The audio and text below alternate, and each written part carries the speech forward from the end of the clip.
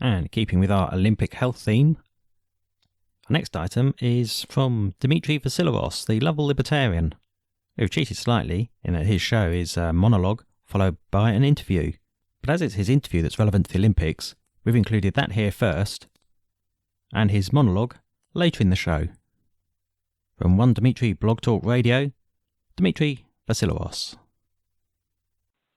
Oh man, I can't believe it. I mean, this news coming out of, I think, Brazil, where you've got these insects that are going to be coming up through Central America and then into the United States and causing all sorts of public health issues, problems, and I'm just like terrified. I've seen all these news reports and everything, but this happened several years ago when it was the African killer bees, and it turned out to be a bunch of nothing, and now it sounds like we've got another issue here with these Zika mosquito thingies. And look, what do I know about science? I know nothing about science, so I thought, okay, who can I get who actually does know what he's talking about? Because I'm getting, they're scaring the bejeebers out of me regarding these mosquitoes that are now in Florida. Maybe they're going to come to the Pittsburgh area here. I'm going to get the Zika virus. My head's going to shrink, or God only knows what's going to happen. Anyway, so there's this big deal PR firm based in Atlanta. So I reach out to them and I say, do you have like the guy who understands the science of this thing, not the hype, but the science of this thing, somebody who's into microbiology stuff and labs and, white lab coats and all that. And I said, oh, have we got a guy for you? Oh, my God, your listeners are going to love him. His name is Mike Doherty. He's president and CEO of Lab Med. They're based in Atlanta, clinical, anatomical, medical lab, national client base. They analyze and diagnose blood and urine, tissue specimens, you name it. They do it. This is the guy. And oh, by the way, he's also a great speaker because he also wrote this runaway bestseller, The Devil Inside the Beltway. So make sure that you mention that too, because the guy's like multi-talented. Would you like him for about 15 minutes? And I said, heck yeah. Well, here he is. So Mike Doherty, welcome to One Dmitry Radio. How you doing? Well, I'm very flattered, and my mother will send you a thank you note, but it's good to be with you. All right, so what exactly is this mosquito, and what's the Zika virus, and is my head actually going to shrink to the size of a tennis ball? No, but, you should never go live off Google University or the Google School of Medicine, because that's what happens. You get scared about everything bad that can happen. Yes, yes.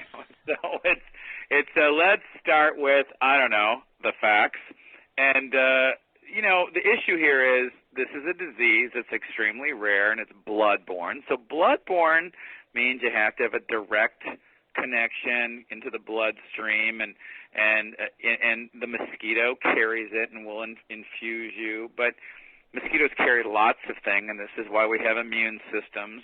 And this is not anything that's going to kill you, like AIDS. This is something to be very concerned about if you're pregnant. Now, I don't think you're pregnant. I know I'm not pregnant. So I think we can wipe away half of the population. And then we've got women, and most of them aren't pregnant. So we just have to be careful if you are pregnant and know, because it can damage the fetus. The fetus is who really gets the brunt of this with that type of infection. So the other people are going to have light symptoms, maybe severe symptoms will be joint pain and fatigue and that type of thing. And there's no cure. You just treat the symptoms because it's a virus. But let's just all keep in perspective. What's fanning the flames of this is it's coming through more touristy areas like Florida. And when people get all phobic and frantic, they overreact and they don't want to go down to Disney World or the beaches, and then it hurts millions of dollars of tourism. And it's the anxiety that is really doing more economic damage than the physical damage. All right, give me a thumbnail history of this thing. This started in Brazil, is that right?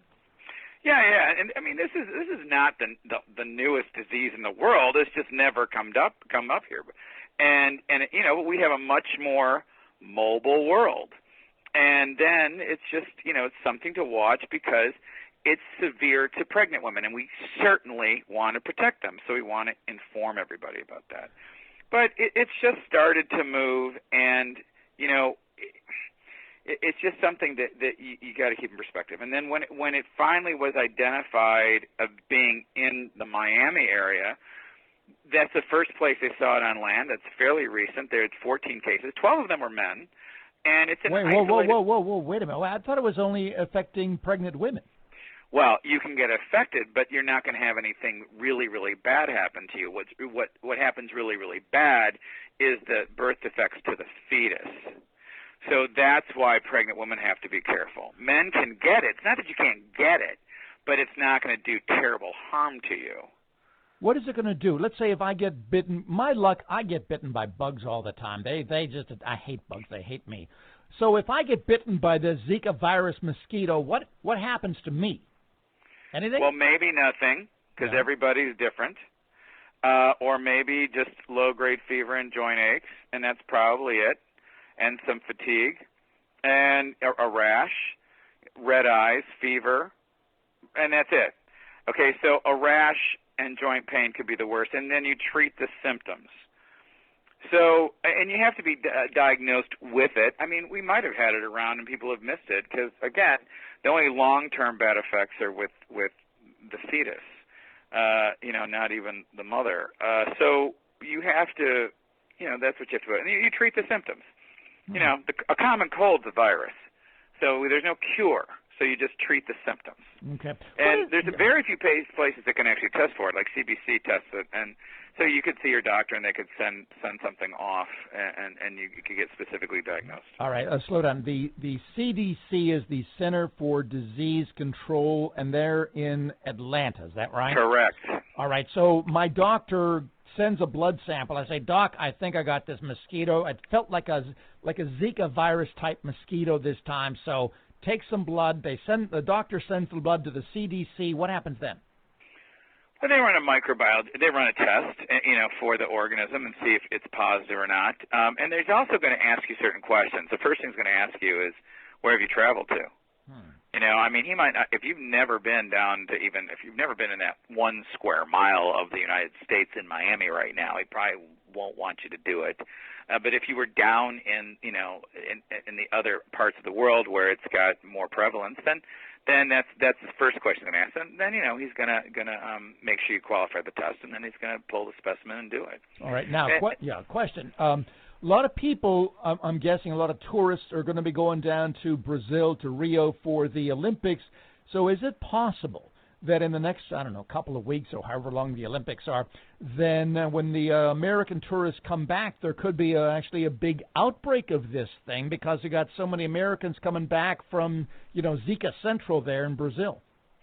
Well, remember, it's blood-borne. So other than mosquitoes flying between each other, you're not going to get it from a sneeze. You're not going to get it from dirty hands. So the odds of it spreading a lot, it's only through sexual contact possibly or transfusions, in theory not proven. So highly unlikely unless you scoop up the mosquitoes and bring them with you. Because the mode of transmission, human to human, is pretty much only sexual, and that's if there's blood. And, that's not common. I don't know. In Rio, during Carnival and all that, those Brazilians, they go a little crazy when it comes to sex, though. So I'm thinking maybe it might be more of an issue. I don't know. But it could be, but then you have to compare. So, use condoms or don't have sex. Okay. All right. I can deal with that. But all that's, right. Again, it's not like a sneeze or hand washing or touching, it's not like that. All right. So then help me understand. You're telling me, and again, you're the expert. You're the head of this Lab MD in Atlanta. You're also the author of this book, The Devil Inside the Beltway, which, by the way, I want you to explain to my listeners at the end of the interview when you get the last word and go into more detail with that. But why am I hearing if it doesn't sound like it's all that big a deal, very limited, and yet why is the media scaring the bejeebers out of me because of this thing? Well, there's two issues. It is very severe to fetuses. There's fetal brain defects that are very severe. So they're giving that a huge, I guess, bell clanging. The other thing is our media today is about eyeballs. And if it's trending that people are going to watch this, and that's usually a lot of fear and anxiety. I call it the hurricane effect. You know how many times since we've had the Weather Channel we hear all about hurricanes where we didn't hear about that 20 years ago, because they build anxiety when it's way out off the coast of Africa, just so everyone will watch their show and get worried. And it drives eyeballs, and eyeballs mean ratings, and ratings means advertiser dollars, and that means money. So, you know, there certainly is whatever the public's pulling to, but as soon as we get educated, I think it'll die down. But there is a valid concern. Pregnant women should be warned, but we have to keep, you know, proper perspective. Knowledge is power. Proper perspective. Knowledge is power. Say that real fast 3 times. All right. Now, question. Does a woman have to be pregnant and then she has sex with some guy who has the Zika virus and that's the problem? Or could she not be pregnant, have sex with a guy that has the Zika virus, then she gets a baby, she becomes pregnant, and then that's a problem? I mean, what does the baby have to come first, or what? Yeah, that's a very good question. I don't know, because I'm not an MD, so I'm going to put that asterisk saying, here's my pretty educated guess. She's got to be pregnant because it's not in the body that long. And you know, it's not going to hang around the body a long time and incubate. And she should be over it relatively quickly. But as far as that goes, I think it's pretty sure that has to be, and it doesn't have to be sex. It can be a mosquito bite. But that's the best I can tell you in full disclosure. All right. Well, fair enough, Mike. Now, one other question. This is something that I've never understood. Pittsburgh area is the home of this woman, Rachel Carson, who wrote this book, Silent Spring, a million years ago, and said, we're using DDT and it's killing all the animals, and we have to stop using DDT. And the environmental groups turned her into a saint-like creature. She was never a scientist. She was just a writer. She meant well. There's no question about it. And clearly there was some truth to what she had written. But from the little that I've read online, and again, I get all my information on the Internet, so about half the time I think I might be right about a quarter of the stuff that comes out of my mouth. So let me run this by you, because you're the expert. If we had started using, like all throughout the world, Brazil, America, wherever, if we would start using the right amounts of DDT, wouldn't all these mosquito problems kind of go away? No, because science isn't very cooperative like that. It's not on, off, black, white. It's all about adaptation, constant adaptation and defenses. And, you know, when any organism gets attacked, it can, over time, like a Darwinian project, build up defenses. So as we use antibiotics and certain chemicals, over time the environment builds an immunity to those things. And there's some reports that some of these mosquitoes are difficult to kill off with the current pesticides. Well, that's just it. But that's just it. I'm saying because we have not used DDT in a million years, and apparently it was really effective when we did. If we started using the right amounts of DDT today, wouldn't that solve the problem, at least for the foreseeable future? You solve one problem, you create another. So it depends on what the right amount is and who's using the right amount and who's effective, because not everyone's it's just not black and white like that. So there's always a cost-benefit analysis. There's always cost-benefit, probability versus severity. And that's for, you know, I mean, you're sitting here, we've got, in the United States, we have 14 people, 12 of them men, that they're having this right now. It's somewhat difficult to get. We're not going to start whipping out the DDT. There's just no such thing. I mean, you know, we're physical human organisms on this planet, and disease is part of the deal.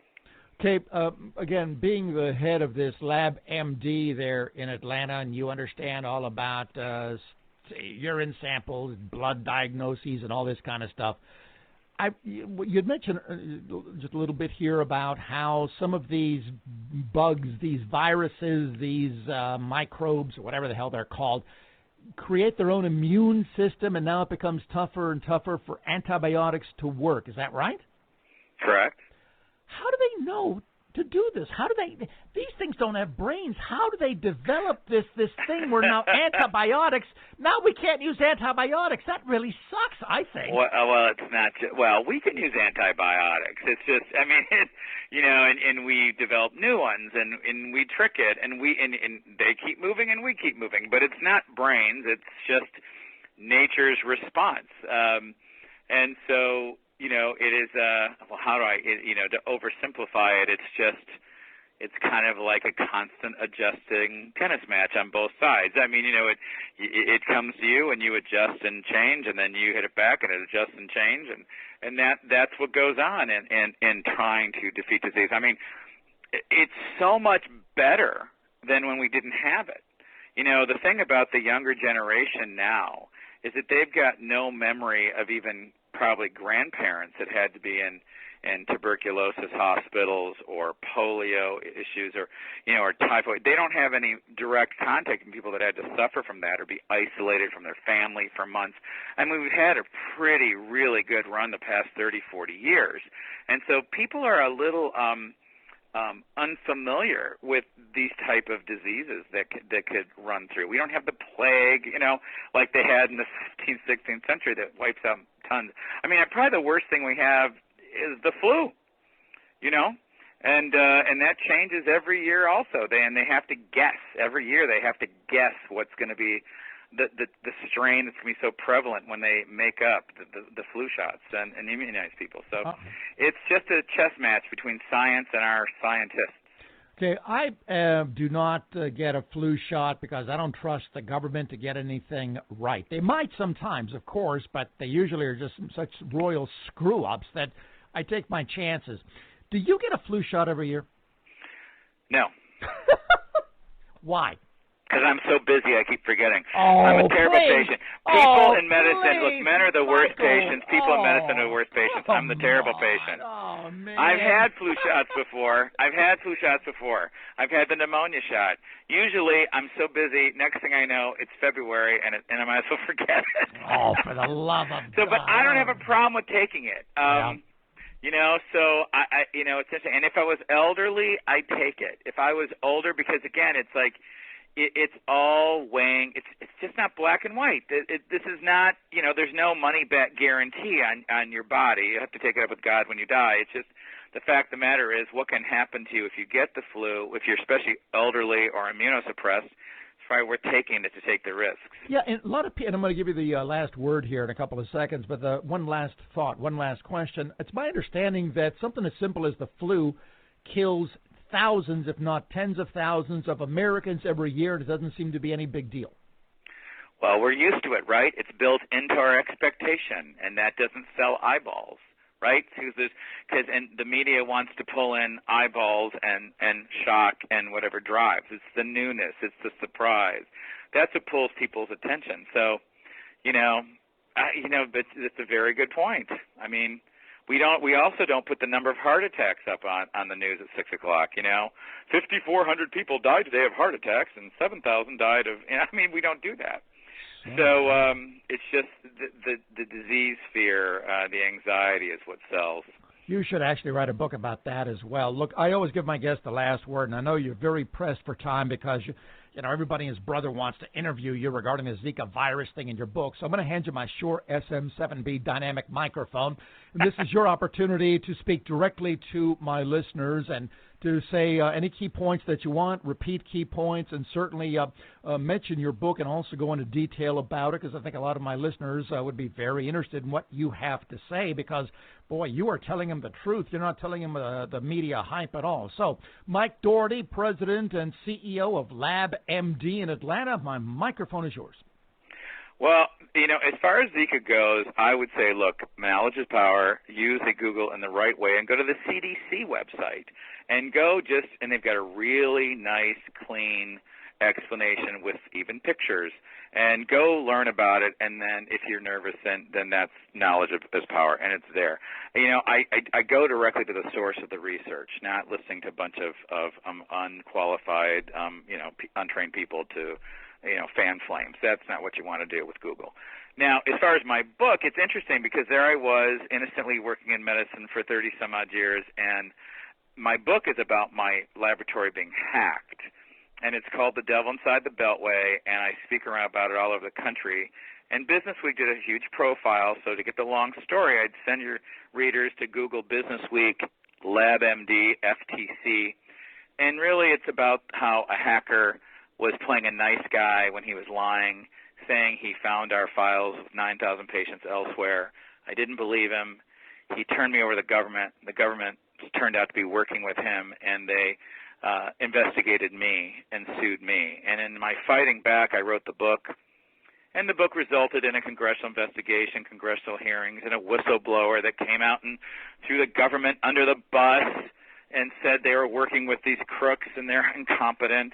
And the Justice Department got involved and gave them criminal immunity, and now this has been going on for 7 years, and you can get it all in Business Week to see that the FBI just raided these guys about 2 months ago. But you have to push back because some people in the government are so incompetent, when they screw up big time, they cover it up instead of apologize. So the book's all over Amazon, an ebook, audiobook, hardcover, and softcover. You can also get the electronic book at iTunes, and it's The Devil Inside the Beltway, and the website's thedevilinsidethebeltway.com. And it's an exciting insider's book written like a novel about how the government really works. Amazing. Mike Doherty, a terrific guest. Wonderful, wonderful information. The Devil Inside the Beltway. By all means, everybody buy extra copies and give it away as friends, and watch out for those mosquitoes. And Mike, you have a great day. We'll get you back on again real soon, okay? Good talking to you. Thanks for the time. Footballers, for so long impossible to get close to. But that was then, and this is now. With BT Sport, you can see them on your own terms. Sky TV customers, keep your Skybox and switch your broadband to BT. Or get BT Broadband with BT TV. If you've got Freeview, sign up to BT Broadband and watch online.